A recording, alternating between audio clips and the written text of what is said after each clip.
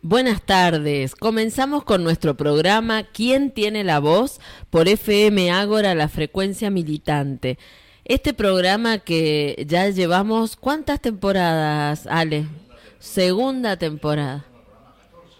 De esta temporada empezamos en marzo, empezamos o febrero.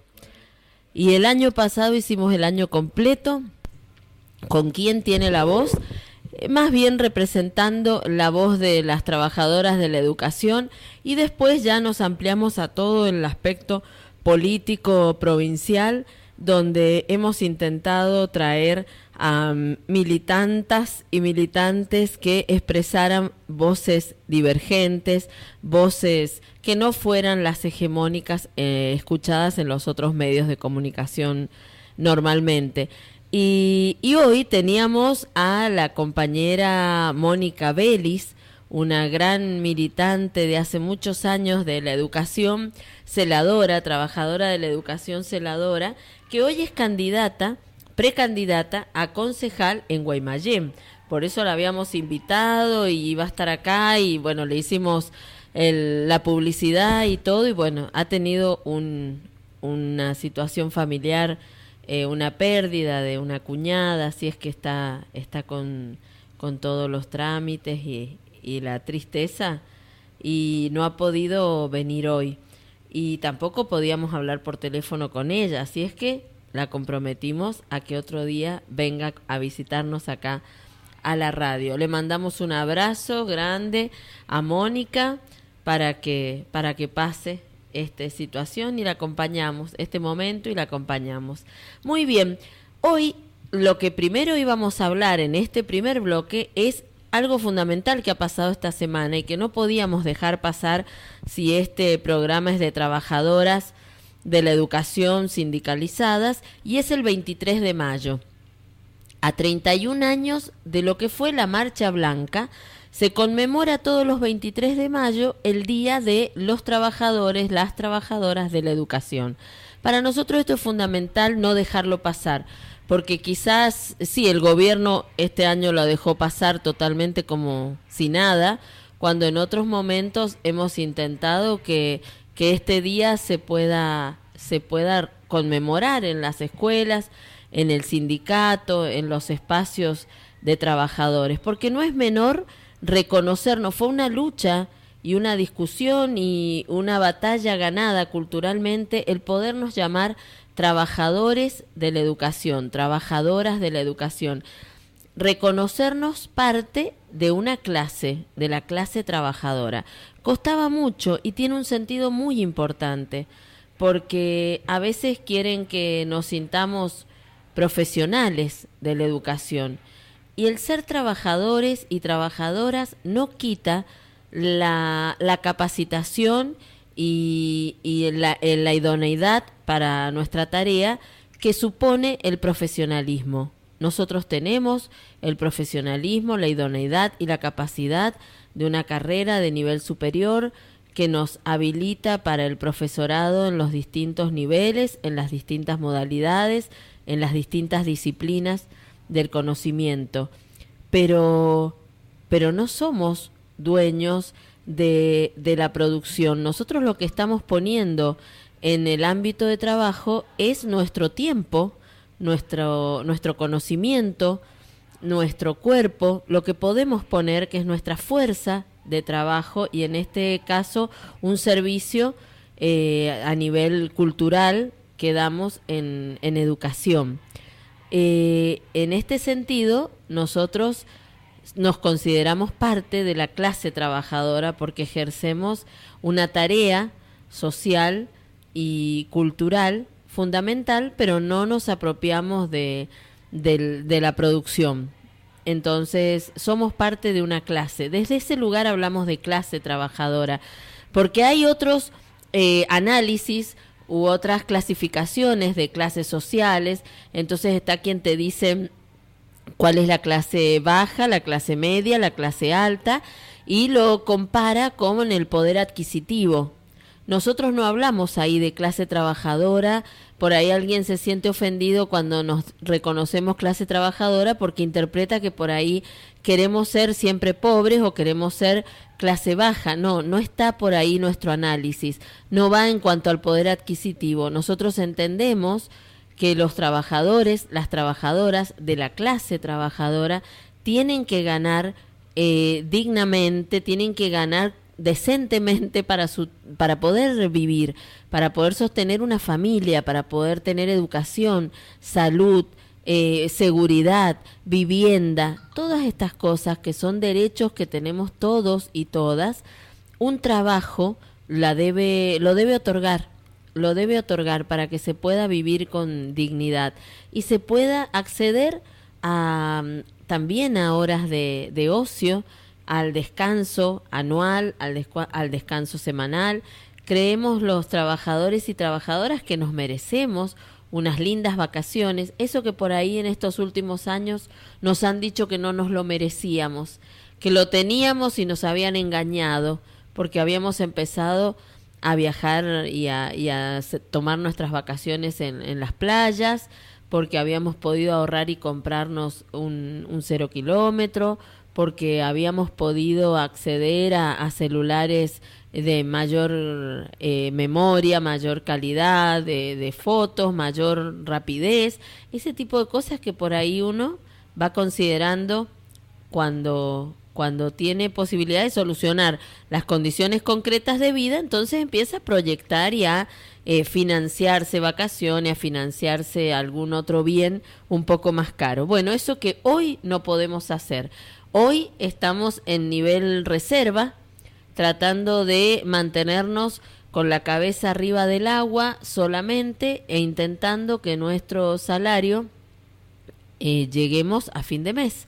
Esa es la situación de todos los trabajadores y trabajadoras en general y de la educación especialmente, porque se ha caído en el poder adquisitivo de nuestro salario, se ha ido minando nuestro salario.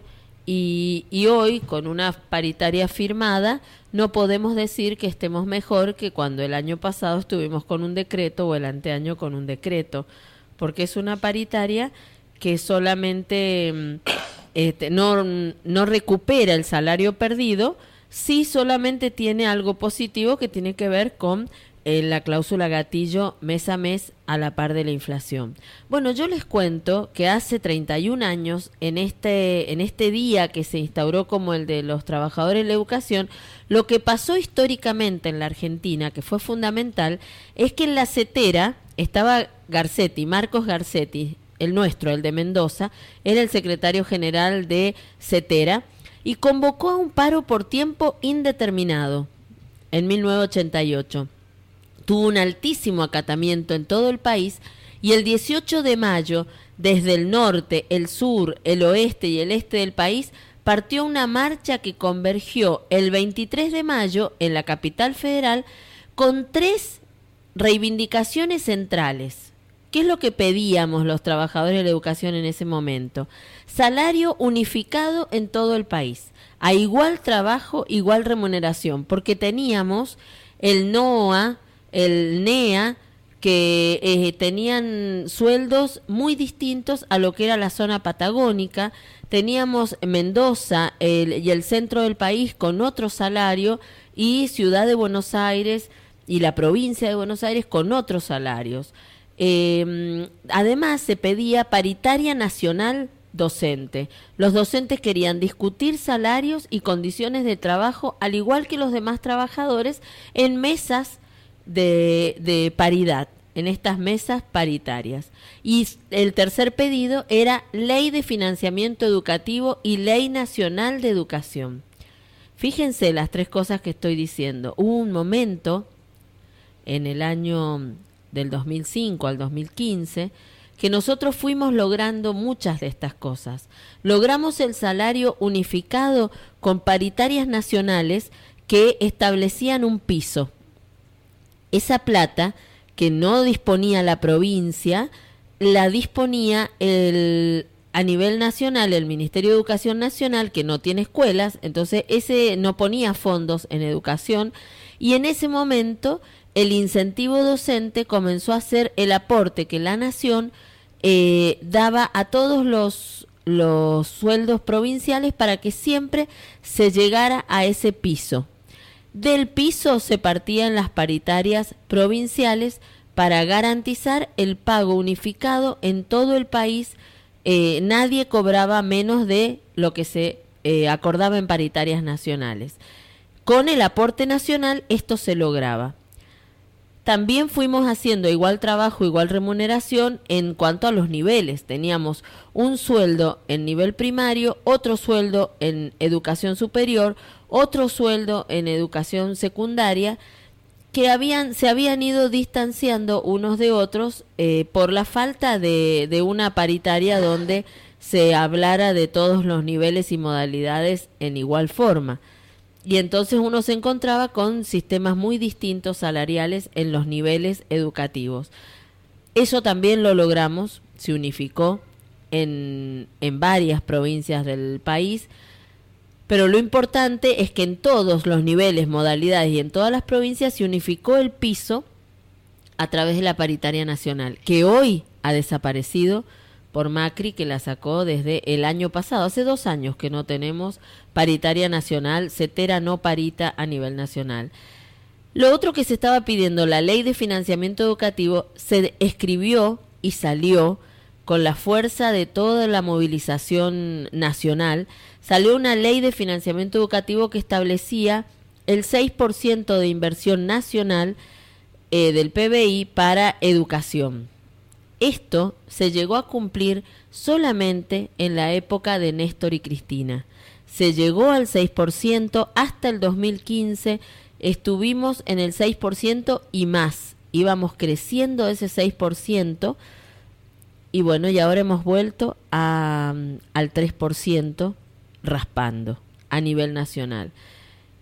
La Ley Nacional de Educación también se logró en el año 2005, que modificaba a la Ley Federal de Educación, esa ley tan nefasta que nos descuartizaba el sistema educativo, porque realmente no era varios niveles, era un descuartizamiento entre el primer ciclo, el segundo, el tercero, la EGB 1, 2, 3 se llamaba, el octavo y noveno, luego una mini secundaria que no era obligatoria, y había subniveles, subsistemas entre medio.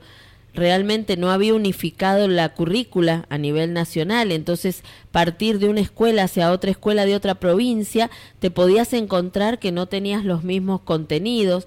La verdad que era una cosa muy desordenada esa ley federal. Y con la Ley Nacional de Educación se logró los núcleos de aprendizaje prioritarios a nivel nacional, todos los contenidos que debía saberse en todo el nivel primario, en todo el nivel inicial, en todo el territorio argentino, teníamos los contenidos que se sabía a nivel inicial, nivel primario, nivel secundario, y eso nos dio una unidad también curricular. Esto se tocó como con un elástico, lo tocamos y no pudimos sostenerlo en el tiempo porque hoy estamos luchando por los mismos principios que aquel 23 de mayo de 1988. Como si el tiempo no hubiera pasado. Volvimos al pasado y nosotros queríamos volver al asado. Como decía la gobernadora de la provincia de Buenos Aires, cambiamos futuro por pasado. Lo dijo, le salió, ahí dijo la verdad. Y entonces ahora estamos 31 años para atrás. Volvemos hoy a pedir en todo el país salario unificado, volvemos a pedir paritarias, no tenemos paritarias en las provincias y volvemos a pedir financiamiento educativo. Hoy en nuestra provincia, por ejemplo, que tenemos una ley antiquísima, que es hasta coherente, salió dentro del marco de la Ley Federal de Educación, imagínense, pero logramos que en esa ley apareciera el 35% del presupuesto de la provincia dedicado a educación, porque ahí sí las provincias, ustedes saben que sí son las que sostienen el sistema educativo, Y el sistema educativo en un 80% de sostenerlo implica pagar salarios, porque el sistema educativo se basa en los trabajadores de la educación. No es como quizás el sistema de salud o el sistema, otros tipos de sistemas que, bueno, ¿cuántos hospitales hay en la provincia? 10, 15. ¿Cuántas escuelas hay en la provincia? Y cuando llegaron esta gente había 1.600 escuelas. Seguramente ahora estamos en 1.500 por lo menos, porque tienen ese triste récord de haber llegado y no solo no haber construido ninguna escuela, sino irse con menos escuelas de las que llegaron. Además cae la matrícula y los muchachos no se preocupan, lo único que hacen es ahorrarse el sueldo juntando dos cursos. Sí, ellos van al cierre. La lógica es punitiva, no tenés alumnos, cerramos. Si el alumno no viene, lo echamos. No es punitiva, es financiera. Ahorramos plata. El gobierno yo he venido acá para ahorrar plata. Totalmente. Entonces, si no, punitiva es con el alumno. Te engripás, te jodés, venís a laburar enferma. No me importa si te morís vos o se enferman todos tus alumnos. Lo importante es no pagar un reemplazo. Totalmente. Lo importante es no pagar un reemplazo. Entonces hemos ahorrado un montón de plata en reemplazo. No hemos sacado la cuenta, porque esto no se lleva en ningún lugar, cuánto ausentismo de los alumnos, en muchos casos, ha provocado que un docente esté obligado a ir a trabajar enfermo. Y en situación que puede contagiar sobre todo a niños. Claro, así estamos. Los derechos de los niños me los paso. No importan. Acá el tema es que a ellos les den las cifras para decir, bueno, tengo 40 niños sentados con un sueldo docente. Si vos me dijeras, mira, tomé esta provincia con 14 millones de pesos de deuda y la dejo desendeudada para que un futuro gobierno pueda hacer cosas más importantes, pueda salir de la revolución de lo sencillo, ¿sí? Y hacer algo un poquito más importante, pero triplicó la deuda. Totalmente. El rey del orden y el rey de lo que él se autonombró rey del orden, buen administrador, Cornejo. Así se autoproclamaba la campaña. Y no necesitamos endeudarnos, necesitamos administración eficiente. Y él se vendía como un gran administrador. Y Dirección General de Escuelas, repitiendo eso como su mano más ordenada y más, no solo ordenada administrativamente, sino la base del orden como eje de la educación. Resulta que hoy nos encontramos con una Dirección General de Escuelas burocratizada totalmente, que lo que pide son más y más papeles de... Cuando un niño no está en la escuela, lo único que se hace es actas y más actas para protegerse, para que no caiga todo el peso de la ley contra ellos porque el chico no está. Y en realidad... A nadie se le ocurre ver qué pasó. Exacto, nadie se le ocurre si el pibe no saber... está viniendo a la escuela porque no tiene zapatilla. Exacto. Porque no tiene zapatilla o porque está otra vez acompañando a changuear porque ya no hay trabajo, a la familia porque está siendo un ni estudio ni trabajo, porque ¿a dónde están esos chicos y chicas? Esa no es la pregunta que les importa. Sino, bueno, declararlo en riesgo pedagógico. Bueno, alguien tiene que cortarles el pasto en el futuro. Totalmente, esto no puede seguir así. Esta es su visión. A ver, yo insisto en la frase que decía un coronel. Ese es el cinismo del capitalismo que plantea, bueno, hay un todos no podemos llegar a la educación superior. No me acuerdo cómo era que se llamaba ahora, que con mucho orgullo decía, hemos venido a restaurar esa gloriosa nación donde el hijo de un barrendero muere barrendero. Esta es la ideología que respetan, son los herederos de la Revolución Libertadora, los herederos ideológicos de la Revolución Libertadora. Y Vidal, vos sabés que se animó a decirlo en un momento cuando dijo, yo no sé si le sale de puro sincericidio que hace o se le... En algún momento se les escapa. Claro. Vos no podés estar haciendo porque ella teatro dijo, todo el ningún tiempo. pobre ha llegado a la universidad. Claro. Es lo que vinieron a hacer, porque estaban llegando los pobres a la universidad. Ellos es lo que piensan. Este es su verdadero pensamiento es ese. ¿Por qué voy a hacer un instituto terciario en Las Heras? Claro. Los negros son negros. ¿Desde cuándo van a estudiar? El que quiere estudiar que vaya a la universidad o que venga a estudiar al magisterio. ¿Por qué le tengo que poner algo cerca ahí?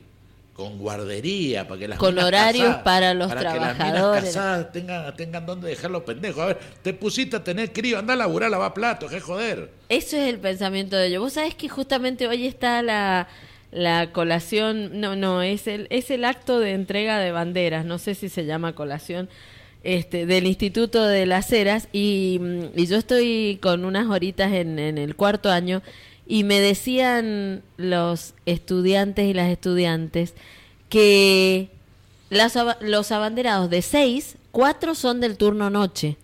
Y el turno noche tiene características específicas que todos y todas tienen familia y además laburan y tienen hijos y sin embargo hay muy alto nivel académico, más que el turno mañana, que por ahí sí hay una franja etaria más jóvenes porque pueden en la mañana estudiar, están más dedicadas a su estudio superior y hay algunas que no tienen familia en la mañana, en el turno mañana. En cambio, en el turno tarde, todas y todos. Y sin embargo, de los 6 abanderados y escoltas, 4 son del turno noche. Así es que, rompiendo el esquema de que en la noche se baja el nivel o en la noche, o en el terciario o en la educación superior de institutos se baja el nivel, acá están ellas y ellos demostrando... Bueno, acordate que Vidal cerró las escuelas secundarias nocturnas en Buenos Aires. A ver, flaco, no terminaste cuando tenías que terminar, jodete. Eso es lo que quieren, que te castiguen Jodete. por... Andá a laburar, andá a limpiar, andá a hacer... A ver, ¿desde cuándo querés terminar de estudiar a los 35 años? Ya está, no servís para otra cosa. Porque en este mecanismo... Si no, ¿quién va a cortar el pasto? Lo que vos dijiste, Claro. El neoliberalismo o esta lógica para ellos de clase desde el poder adquisitivo necesita pobres para sostenerse. Entonces la lógica nuestra de que el nivel secundario sea obligatorio, de que todos tengan acceso al nivel superior y al trabajo, articulación con trabajos con un nivel que pueda sostener tu proyecto de vida, para ellos es ilógico. Es Cuba, que Cuba sí tiene el 99% con estudios superiores aprobados y lo ha logrado y tiene primaria, secundaria, 0 analfabetismo, y para ellos eso no es lo que sostiene el sistema capitalista. A vivir a Cuba. Andate a vivir a Cuba, diría. Es más, va a tener fútbol gratis y todo. Exacto. ¿Querés fútbol gratis? Andate a vivir a Cuba. ¿Sabes que te tengo un regalito? Ah, sí, contame. Un gran artista que fue a cantar a la Carpa Blanca fue Luis Alberto Spinetta. Spinetta, sí. Acá lo tengo el tema. Cuando vos quieras ir al corte, no, me avisás ahora. Estamos en las y 23. Así que ahora vamos a un corte con Luis Alberto Spinetta para recordar los 31 años de la Marcha Blanca y ese 23 de mayo de 1988. Hola, soy Cristina Razo y te invito a que hagamos ¿Quién tiene la voz? El programa de radio donde hablaremos de educación, política educativa y gremialismo con perspectiva de género. Por FM Ágora, la frecuencia militante. Muy bien. La verdad que escuchando a Luis Alberto Spinetta en la Carpa Blanca, cuando fue esa gran lucha por el incentivo docente. Yo te explicaba fuera del aire que el sonido de ese tema no es el mejor, porque está grabado en vivo, en la calle. O sea, pero no, guarda la mística de por eso ese momento. Tiene, a ver, el video que yo los invito a que lo busquen en YouTube, Spinetta rodeado de docentes, con muestras de cariño de y hacia cada uno de los docentes que estaban ahí. La verdad que es algo muy emotivo, sobre todo pensando en quién es y que podría no haberle interesado. Claro, pero estuvo ahí, estuvo a la par. Yo recuerdo las fotos de ese tiempo, las fotos que circularon por todos lados, porque realmente que él acompañara, que le diera, era la visibilidad para la carpa fundamental. De eso, obvio. De eso, y era, ¿te acordás? En la época menemista era esto, sí, de la Carpa Blanca, donde nada se mostraba desde los medios, pero además desde la CGT nacional estábamos como ahora. Nada, de nada, un pececito. No es que el peronismo siempre ha tenido los medios en contra. lo nacional y popular, Y ha popular. tenido la prensa hegemónica en contra. Sí, la justicia social, todo lo que tenía que ver con ir en contra de los intereses de quienes quieren transferir fondos a los capitales extranjeros, y ahí los medios han estado al servicio de los capitales extranjeros y han hecho su militancia en ese sentido. Mira ahora, se han patinado, o sea, a ver, la fuga de capitales, lo que va del gobierno son 65.000 millones de dólares. Qué El terrible. préstamo del Fondo Monetario, se han patinado un préstamo del Fondo Monetario Nada han completito. hecho. Y ahora nos dejan un país endeudado, totalmente endeudado, que va a haber que otra vez, como decía Néstor, salimos del infierno. Y ahora otra vez estamos en este infierno, porque mientras sepamos que hay niños con hambre, niños que no cenan, niñas que van a la escuela con frío y hambre, eso es el infierno. El infierno es no tener trabajo. Lo bueno es que no han pasado 30 años Exacto. y que hay tipos como Alberto Fernández que conocen el camino de la salida del infierno. Exacto. Ya alguna vez transitaron ese camino. Digo, Ay, difícil es muy gracioso lo que están haciendo con Alberto Fernández. Hoy Sí. llegaba un meme que decía, Alberto Fernández ha copiado. Supongo que en la primaria o en el secundario habrá copiado. Le están encontrando todo lo que ha hecho, ¿viste? Y los vecinos que están... Ahora, muy- lo que nadie encuentra hasta ahora es un profesor o un compañero de facultad del presidente. Ah, ¿eh? no, no, no. Alguien le... Creo que- Muchacho, un llamado a la solidaridad. Necesitamos conocer a un profesor o un compañero de facultad de la carrera de ingeniería. Nadie se quiere hacer cargo de ese estudiante. Bueno, quería... Creo que es más profundo el tema. Me parece que es más ¿Vos grave. decís? Me parece ¿Vos que es más decís? grave. Porque ¿Lo uno de habrá los- comprado, decís vos? Y yo no sé si lo habrá comprado, pero que uno de los que financiaba la universidad era el papá, sí. Ah, entonces todo es más fácil. Todo es más fácil para algunos. Nos hacen creer que las cosas se logran con esfuerzo, pero es solamente a un sector que le dicen eso. El otro sector lo tiene más garantizado. Bueno, quería comentarles para un poco cerrar el tema del 23 de mayo, el Día de los Trabajadores y las Trabajadoras de la Educación, que en el SUTE, hace ya unos meses, tenemos la agrupación que se llama 23 de mayo, Trabajadores de la Educación del SUTE, con la fuerza de esta celeste nacional de la que yo hablaba anteriormente. Y desde esa agrupación sacaron un comunicado para este 23 de mayo. Y es muy interesante lo que ahí se ve, porque plantea desde lo provincial lo que hoy se está viviendo a nivel educativo. El 23 de mayo es un día muy especial, dicen, el Día de los Trabajadores de la Educación en Argentina, resolución que resulta después de una gran marcha nacional que se realizó en el año 1988. Desde la agrupación 23 de mayo, Trabajadores de la Educación del SUTE, reivindicamos en el día de hoy nuestra identidad de trabajadores y trabajadoras y expresamos la necesidad de unidad en la organización sindical SUTE. Es un momento muy crítico para los trabajadores en la Argentina y especialmente los trabajadores de la educación, donde se impone la necesidad de reconocernos unos a otros, compañeros en la tarea educativa y en la defensa de la escuela pública como derecho social de nuestros niños, niñas, adolescentes, jóvenes y adultos.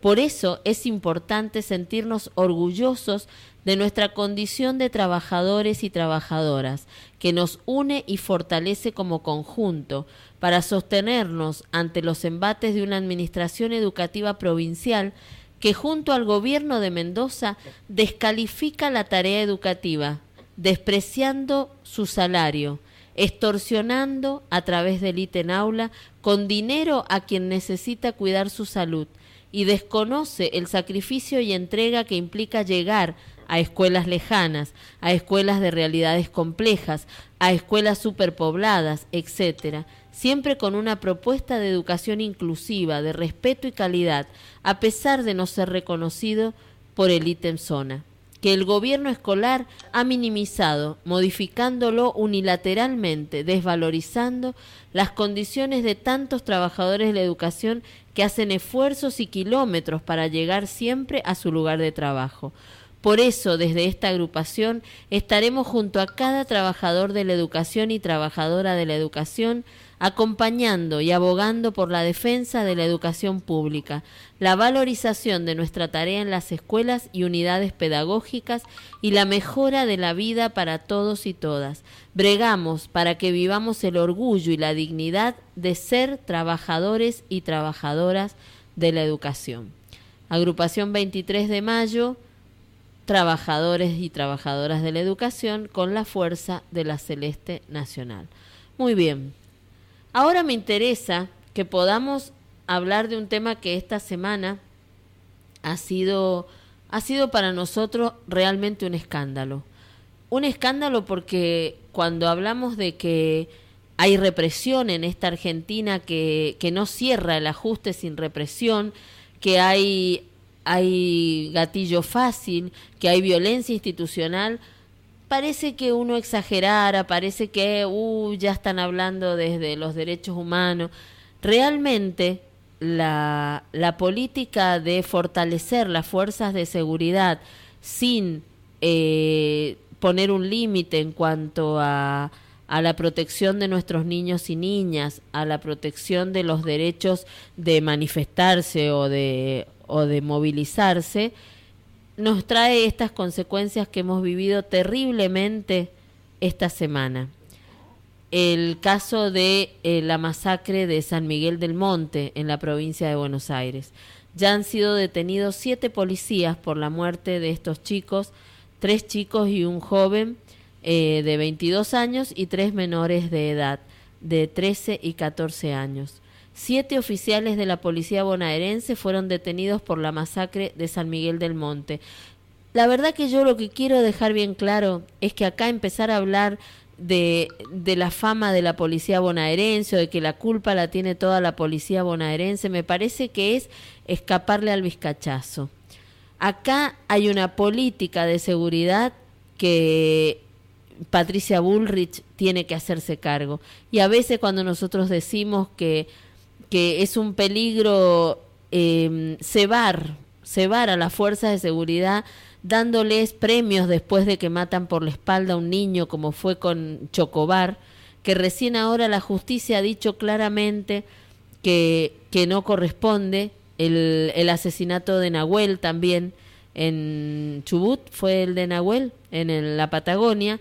Ya se expidió la justicia también diciendo que fue un exceso de violencia y que debe ir preso quien gatilló. Sin embargo, desde el Ministerio de Seguridad de la Nación, Patricia Bullrich había hasta justificado el accionar policial. Estas cosas, justificar un accionar policial en contra de un niño, de un joven, de un adolescente, hace que lo que yo digo como cebar a las fuerzas de seguridad. Y por eso actuaron de esta forma, por eso se sintieron libres como para perseguir a estos jóvenes y tirotear el Fiat Espacio en el que iban estos chicos, solamente porque no habían acatado una voz de alto, porque no tenían los papeles del auto en condiciones. Yo creo que esto no es un se le fue la mano, esto es una política de abuso policial que está dando los frutos cuando nosotros alentamos este tipo de conductas. Creo que es una terrible situación y consecuencia clara de que el neoliberalismo mata, de que Macri y Bullrich matan. En este caso, las víctimas fueron 2 adolescentes de 13 años y de 14, una niña y un joven de 22 años. En el cuerpo de ellos se encontró una bala policial, por eso se sabe que el auto fue tiroteado y luego se estampó contra un camión. Y primero, esto pasó el lunes, fíjense, y nosotros recién nos hemos enterado de esta situación el miércoles, porque primero intentaron hacerlo pasar por un accidente de tránsito. Cuando el nivel de encubrimiento, por eso lo más grave de esto, además de los que están implicados directamente, es el nivel de encubrimiento que hay, esta cadena de encubrimiento. De la gente que ha sido separada de su cargo está también el comisario de esa seccional, porque ahí hubo un montón de gente que se empezó a enterar y empezó a esconder la situación de lo que había pasado, hasta que no lo pudieron esconder más. Entonces hicieron no solo la situación, sino la mentira para encubrir este caso de gatillo fácil o de total abuso de la violencia institucional. La supuesta situación del Fiat Espacio, que se había tenido un accidente durante la persecución, en realidad fue un tiroteo con arma reglamentaria de la bonaerense. Es la bala que se encuentra en el cuerpo de uno de los 4 jóvenes que murieron al estrellarse el auto contra un camión estacionado, pero porque iban escapando con mucho miedo de esto que les estaba pasando. Los padres realmente desesperados de las chicas, contando que una y otra le habían dicho que iban a dormir a la casa de la otra, y parece que en esto se encontraron con los chicos que pasaron con el auto por la plaza donde estaban ellas, y fueron y se subieron al auto a dar una vuelta. Y así terminó una situación que era una salida de chicos y chicas muy jóvenes, que les dio miedo este control policial, porque parece que no tenían los papeles en regla en el auto. Realmente este abuso nos llena de impotencia, nos llena de rabia, pero también nos da la razón en esto tan terrible que nosotros decimos, ¿no? La violencia institucional, el nivel de represión, el nivel de violencia que hoy está manejando las fuerzas de seguridad, terminan en estas cosas. Hay que bajar el discurso de alentar la violencia, bajar las órdenes de represión y poder dejar de construir enemigos, porque se han construido enemigos entre los mapuches, entre los manifestantes y entre los jóvenes y las jóvenes. Si seguimos construyendo enemigos adentro de la Argentina, el peligro de que a cualquiera de nosotros, de nosotras, de nuestros hijos y a todo el que intente manifestarse o sostener o defender su tierra como los mapuche, o defender o escaparse porque les da miedo, se pueden encontrar con un tiroteo de la policía. Esto es lo que nosotros estamos diciendo que no queremos. Queremos que estas cosas no pasen más. La violencia institucional, la verdad que no hay mucho para decir cuando hay muerte de estos chicos, solamente nos da la razón en cuanto a que la represión nunca es la salida, y eso lo queríamos dejar muy en claro. Nos parece terrible esto que está pasando, y Patricia Bullrich, la verdad que parece una caricatura pensar que tenemos a alguien como Patricia Bullrich al mando de un Ministerio de Seguridad. Es como pensar que Elisa Carrió todavía opinara sobre política. Y bueno, sí, opina todavía. Así que en esa estamos, con esas dos caricaturas. Así estamos. Muy bien. Mañana es 25 de mayo.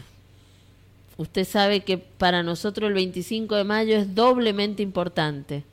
Desde hace 15 años, desde hace 15 años es doblemente importante.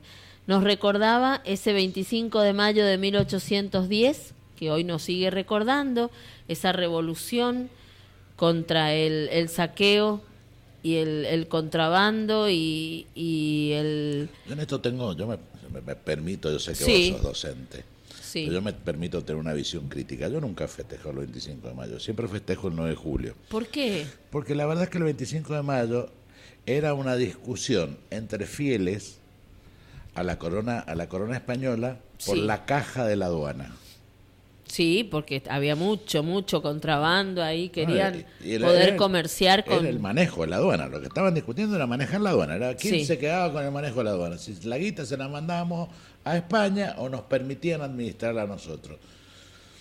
La verdad que a mí eso no me suena a libertad. Sí, no, pero bueno, pero inicia un proceso en el que Belgrano, Castelli, Moreno tenían claramente, Inicia el primer proceso de traiciones argentinas. Y luego terminó Moreno muerto, Belgrano enfermo, peleando en las tropas del norte. Peleando y perdiendo. La primera derrota del campo nacional y popular se dio el 25 de mayo. Y lo que pasa es que fue una patriada, realmente lo que vino después fue lo que hubo que sostener. El embate de España, el embate de Inglaterra, el embate de los traidores de adentro, pero lo supieron sostener y por eso llegamos al 9 de julio de 1816. Claro que, bueno, si hubieran...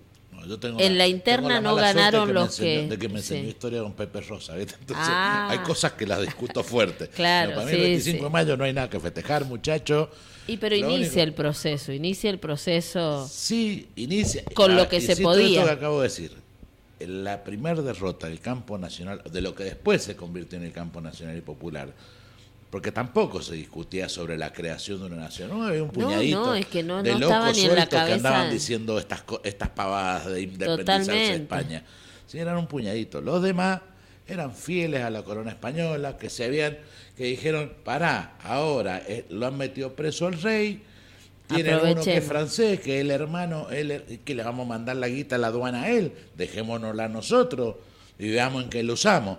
Digo, la discusión era esta, si se la mandábamos a Pepe Bonaparte, ¿sí? O la dejábamos hasta acá, la dejábamos acá, y después cuando asumiera el rey, discutíamos si nos daba en la Argentina una independencia un poco, o sea, nos daba un poquito más de libertad como se le daba a la corona inglesa, como se le había dado antes de su independencia a los yanquis, antes de la independencia de 1776, que ellos manejaban la aduana. La discusión era esa. Después, en 1816, la independencia surge, porque cuando resurge el reino español, cuando los Borbones vuelven de nuevo, vuelven con toda la leche a decirle que ustedes quieren qué cosa.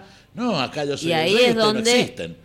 Y ahí es donde lo defienden con la guerra. Y no es que los traica, que mandaron a la muerte a Moreno, se hicieron patriotas.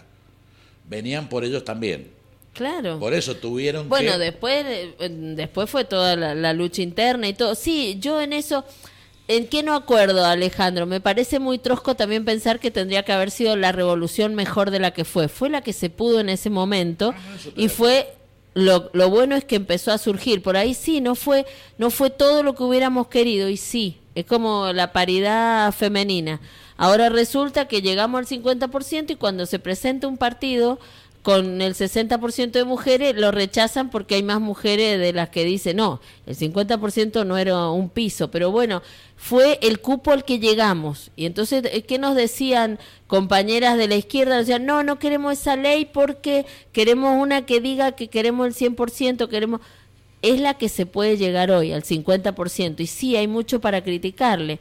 Bueno, creo que el 25 de mayo es mucho para criticarle, pero es los políticos que teníamos y se salvaron de una traición más grande que era, quería ponerse Cisneros de presidente de esa primera junta y lo hizo, fue el presidente intentó hacer, junta. Claro, intentó hacer una cama que lo sacaron el 24 de mayo, fue él el presidente y el 25 de mayo pusieron a Cornelio Saavedra, que era un mediador. Tampoco era... Era el jefe era del el ejército negociador. de él. Claro, entonces medio negociaron así para que el tipo... como sacarlo a Macri y ponerlo a Bullrich. Y ponerlo a Vidal, claro, ponerlo a Bullrich. Sí, era el negociador. No me parecería que sea un Vidal o un Bullrich. Me parece que por ahí, no sé, lo vería un poquito como a Scioli, ¿no? Como a Scioli así ahora... En Alternativa Federal. No. Era más de lo mismo. Era más de lo mismo. Más de lo mismo. Por lo menos se logró sacar a Cisneros. Lo que pasa es que el vago tenía los fierros. Claro, y hasta ese momento. El que se volvía loco le metió un tiro. Creo que después lograron construir los próceres en la jabonería de Vieites y todo, que comenzaron a fortalecerse y a tener mejor en claro qué es lo que querían, porque creo que primero la hicieron porque la oportunidad se dio y económicamente les convenía y después surgió lo otro. Increíblemente, y esto ha sido invisibilizado por la historia contada por los Mitre, ¿sí? Las mujeres tuvieron un fuerte protagonismo. Ah, sí. Sí. ¿En Hubieron dónde? 3 o 4 mujeres que, a ver, hay una historia muy piola de 1808, 1806 fue la primera invasión inglesa. La invasión inglesa, 1806, Una mujer 1807. que vivía sola con sus hijas metió preso a más de 20 soldados. Le hacían guiñaditas, lo llevaban para dentro de la casa, lo ataban y lo dejaban ahí preso. Ah, muy Las bien, mujeres esa no tuvieron la un fuerte sabía. protagonismo. Porque en 1810, sí, todos los que fueron al Cabildo Abierto, los 450 ciudadanos, eran todos hombres y Obvio. propietarios, y españoles y criollos Pero que eran propietarios. Las mujeres hablaban de política en esa época, en las tertulias, las mujeres hablaban de política y había mujeres, a ver, el himno nacional argentino no se estrena en la No, casa sí, de en la doña casa Mariquita de- Sánchez de Thompson porque tenía un piano. No. No. Era una mujer con dinero y ella Y con influenciaba. opinión política. Influenciaba, sí. A veces intentamos, sí, tenían la que podían. Obvio. La que Obvio, podían pero- en ese pero momento. La historia las invisibilizó. Esto es lo grave. Totalmente. A ella no solo las invisibilizó, sino que también ellas hicieron lo que pudieron con lo que tenían. Cuando vos me decís eso de 1806, entiendo que hicieron lo que podían con lo que tenían, que era la posibilidad de hacerse las seductoras para meterlo y se ha hecho, hemos negociado, las mujeres hemos negociado con lo que hemos podido en los momentos históricos que hemos podido para construir algún espacio de decisión y de poder.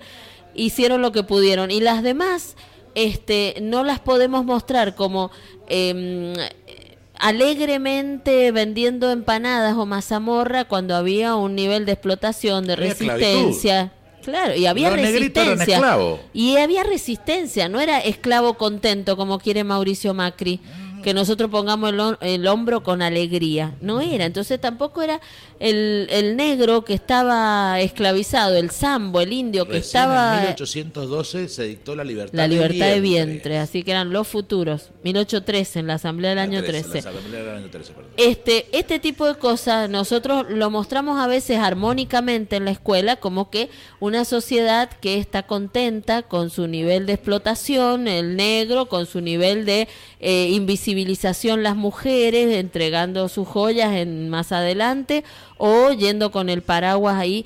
Y en realidad lo que había era solamente presencia de hombres en ese cabildo abierto, solamente votos de hombres adentro de ese cabildo abierto y de hombres blancos y ciudadanos, porque se consideraba ciudadano solamente al que era propietario, así es que no eran todos.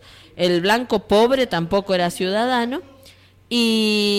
Y los demás, bueno, vivían en la resistencia y la intención de meterse donde podían. Las mujeres entre ellas, las que intentaban negociar como podían para tener un espacio de poder y de intervención. Y los negros, los zambos, los indios, las negras, las zambas y las indias también intentando resistirse y sobrevivir a situaciones de explotación. En ese nivel, la alegría de pensar que se sacaban de encima a esta transferencia de fondos directa que había a España, aunque hay muchos que miraban con cariño a Inglaterra porque estaban queriendo que se fuera a España para que viniera a Inglaterra. O sea que había todo un montón de contradicciones que en ese momento yo creo que podrían haber salido para cualquier lado. Es más, y después como terminaron, si hubieran terminado de que ganaban los contrarios a los que ganaron, hoy seríamos un país industrializado y no agroexportador por siglos y siglos, ¿no? Ganaron los... Yo tengo mis dudas. Ganaron los que... Es como en el no- norte, como en Estados Unidos que se hubieran ganado los del sur. Acá no, ganaron los de... claro, acá el problema los no es agroexportadores. los que vinieron. No. El problema no es los que vinieron, no es los que nos conquistaron. El problema son los conquistados. Hay un problema fuerte. Al norte desarrollado, como decís vos, llegaron los protestantes. Acá llegaron los católicos. Sí, puede ser algún problema que tenga que ver con la religión, pero creo que es más grave que eso. Yo insisto en esto. Acá Es más, ganaron los malditos unitarios. claro, es más, la discusión de aquellos que defendían la corona inglesa era que los ingleses les habían ofrecido permitirle Pero manejar la aduana. claro, venía el contrabando inglés y francés que les tenían unas ganas acá, que querían dejarlos entrar. Por eso después ahora nosotros festejamos, y después digo, y que Mirá lo qué negamos coincidencia. por años y Más años, de 200 recién años ahora... después tenemos un presidente contrabandista.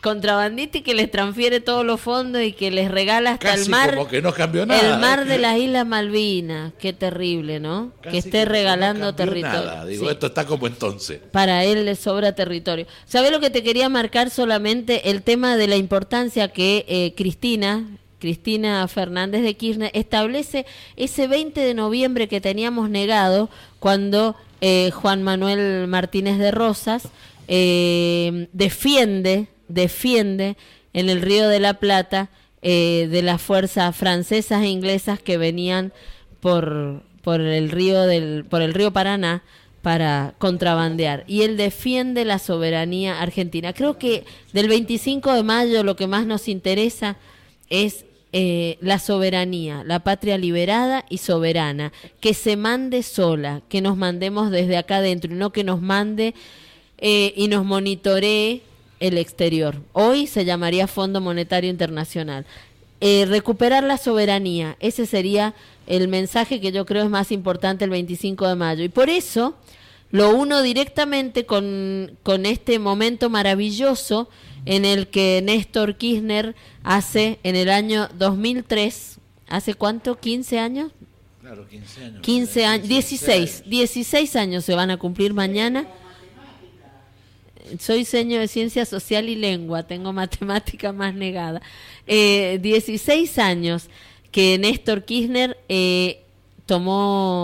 ganó las elecciones, asumió 25 de mayo, eligió el 25 de mayo para asumir y nos dedicó un discurso, el más hermoso. Creo que los que no lo votamos en ese momento, porque yo reconozco que en ese momento no lo conocía, no sabía quién era, lo escuché en ese discurso y pensé que podía ser algo nuevo, que podía ser algo lindo, sobre todo cuando se reconoció hijo de las madres. Y eso a mí me pareció que era revelador, no lo habíamos tenido hasta ese momento. Ese 25 de mayo fue nuestra segunda liberación, el momento en que retomábamos, cuando empieza a pagar la deuda externa, la soberanía, que creo que es la línea directa con ese 25 de mayo, retomar la soberanía. Hoy la hemos vuelto a perder. Cuando hay un Fondo Monetario Internacional que decide, controla, avisa y viene a definir las políticas internas de un país, se pierde la soberanía. Cuando se vende el mar de las Islas Malvinas, se pierde la soberanía. Hay que retomar una patria soberana. Por eso tenemos que pensar muy bien quién está capacitado para que en este octubre nos pueda devolver la patria liberada y soberana. Me gustaría que escucháramos el discurso de Néstor Kirchner para terminar. Es un resumen del discurso. Es un resumen de 5 minutos con las frases más importantes que dio Néstor en su maravilloso. Así primer discurso. Comenzamos a recordar el 25 de mayo de 1810 con este segundo momento emocionante del 25 de mayo, que es la llegada de Néstor Kirchner al gobierno de Argentina. Y de así nos despedimos. Así que escuchemos y después mando el saludo final, ¿te parece? Dale. ¿Cómo ayudar a corregir? Pensamos el mundo en argentino, desde un modelo propio. Este proyecto nacional que convoca a todos y cada uno de los ciudadanos argentinos, y por encima y por fuera de los alineamientos partidarios, a poner mano a la obra de este trabajo de refundar la patria. Sabemos que estamos ante un final de época. Atrás quedó el tiempo de los líderes predestinados, los fundamentalistas, los mesiánicos. La Argentina contemporánea se deberá reconocer y refundar en la integración de equipos y grupos orgánicos, con capacidad para la convocatoria transversal, el respeto por la diversidad y el cumplimiento de objetivos comunes.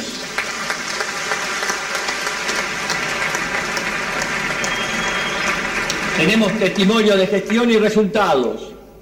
Somos parte de esta nueva generación de argentinos que en forma abierta y convocante, desde la propuesta de un modelo argentino de producción, trabajo y crecimiento sustentable, llama al conjunto social para sumar, no para dividir, para avanzar y no para retroceder. en síntesis, para ayudarnos mutuamente a construir una Argentina que nos contenga y que nos exprese como ciudadanos. Convocamos al trabajo, al esfuerzo, a la creatividad, para que nos hagamos cargo de nuestro futuro, para que concretemos los cambios necesarios, para forjar un país en serio, un país normal, con esperanza y con optimismo. Formo parte de una generación diezmada, castigada con dolorosas ausencias. Me sumé a las luchas políticas creyendo en valores y convicciones a las que no pienso dejar en la puerta de entrada de la Casa Rosada.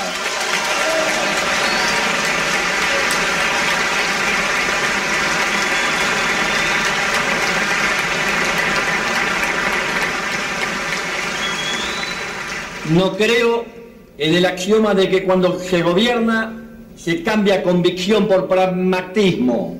Eso constituye en verdad un ejercicio de hipocresía y cinismo. Soñé toda mi vida que nuestro país se podía cambiar para bien. Llegamos sin rencores, pero con memoria. Memoria no solo de los errores y horrores del otro, sino también es memoria sobre nuestras propias equivocaciones.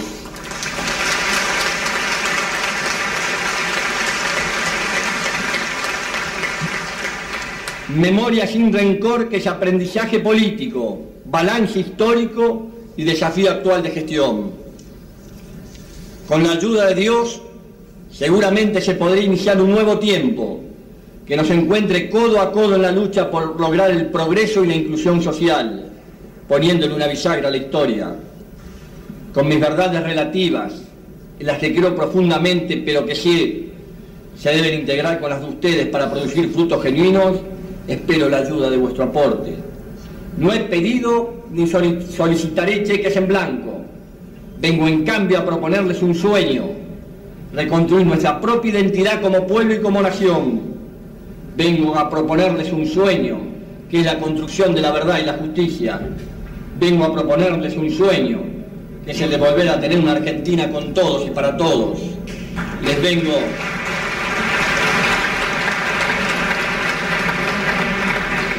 a proponer que recordemos los sueños de nuestros patriotas fundadores y de nuestros abuelos inmigrantes y de pioneros, de nuestra generación que puso todo y dejó todo, pensando en un país de iguales.